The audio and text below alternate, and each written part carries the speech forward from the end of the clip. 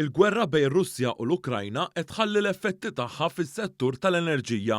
F'analiżi li għamlet il-Gazzetta Kulħadd intqal kif esperti fis-settur qed jgħidu li din hi waħda mill-agħar kriżijiet tal-enerġija li jiftakru u s-sitwazzjoni tista' tiggrava tant li qalu kif din hija l-agħar kriżi tal-enerġija estrema fl-Ewropa.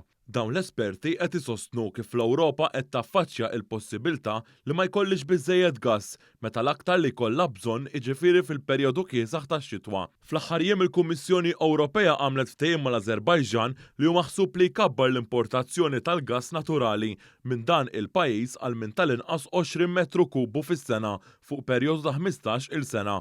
Dan se jwassal biex tonqos id-dipendenza Ewropea fuq il-provvista ta' fuels importanti mir-Russja. Il-President tal-Kummissjoni Ewropea Ursula von der Leyen iddeskrivit lil l-Azerbajġan bħala sieħeb ewlieni fl-isforzi tal-Unjoni Ewropea biex ma tibqax tiddependi fuq il-fuels fossili Russi.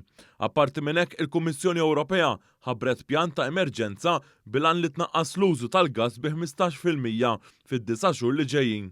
Fl-aħħar jiem il-President Franċiż Emmanuel Macron għamel diversi appelli biex fejn jistgħu in-nies jitfgħu id-dawl biex jiffrankaw kemm jistgħu. F'partijiet tal-Ġermanja wkoll ittieħdu numru ta' deċiżjonijiet fosthom billi ċerta bliet ibaxxu jew naqsu id-dwal f'postijiet pubbliċi. F'din l-analiżi il-kulħadd innutat kif l-inflazzjoni u l-enerġija jinsabu fuq nett tal-aġenda tal-pajjiżi madwar l-Ewropa.